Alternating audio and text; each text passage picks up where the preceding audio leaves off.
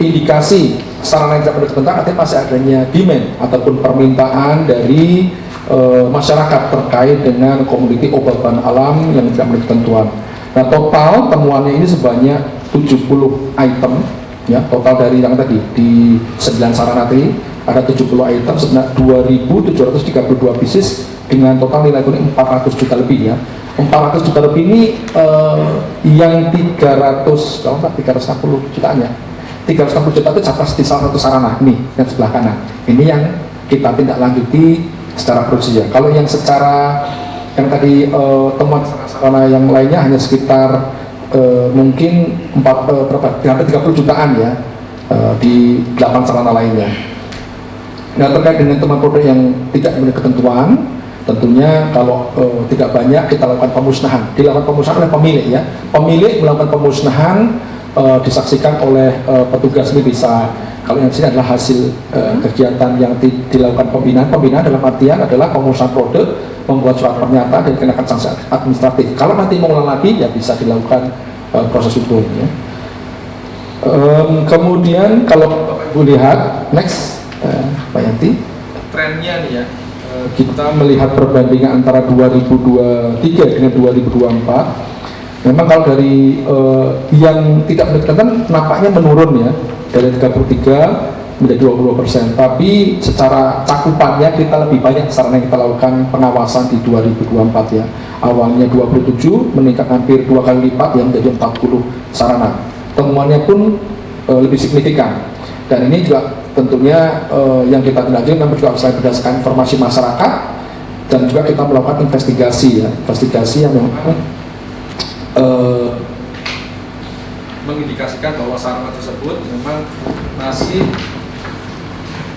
menjual produk yang tersebut. Jadi satu sarana yang ditindaklanjuti secara pro justisia adalah kegiatan penindakan di rumah milik S, ya, inisial S, di wilayah Gunung Sari, Lombok Barat, di mana inisial S ini juga punya toko, ya, toko di Lombok Utara, ya, Lombok Utara. Dalam kegiatan ini dilaksanakan secara terpadu. Tetap kita kalau operasi yang sifatnya penindakan yang berdasarkan hasil investigasi lapor masyarakat dan kita lapor masyarakat, kita investigasi dan kita indikasikan memang betul di sana ada tindak pidana, kita pasti akan melibatkan Korwas, Koordinator Pengawas, PPNS, Ditkrimsus, Polda NTB.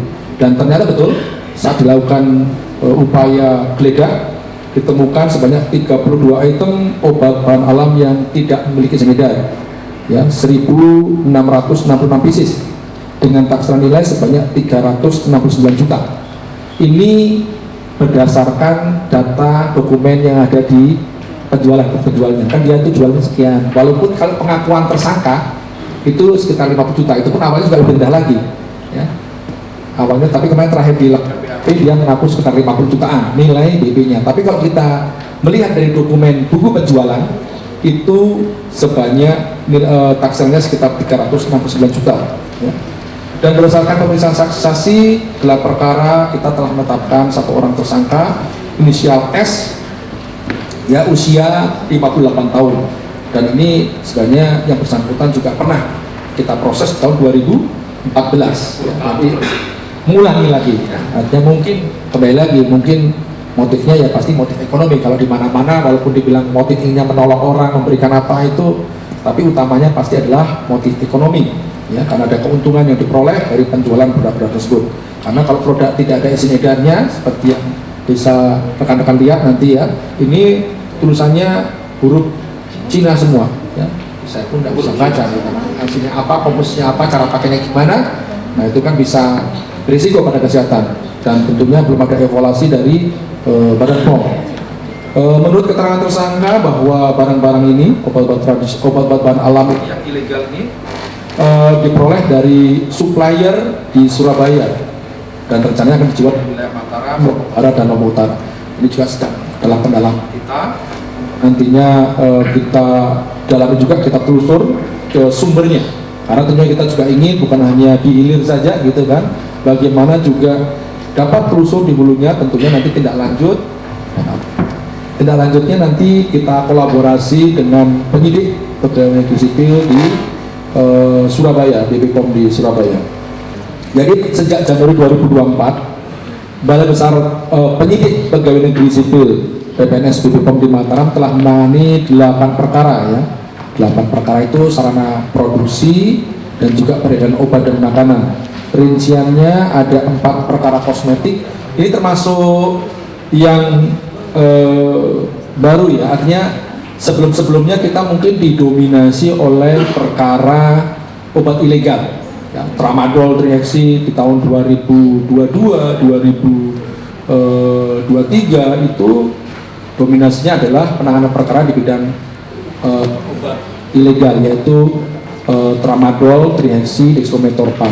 Tahun ini 2024 kita lebih variatif sekarang nih, ya karena memang laporan masyarakat dan juga mungkin trennya saat ini juga semakin berkembang juga ya. Ada 4 perkara kosmetik, 3 perkara obat ya. Perkara obat itu ada obat keras termasuk OOT ya, 1 obat keras, 2 OOT ya berarti ya, ya.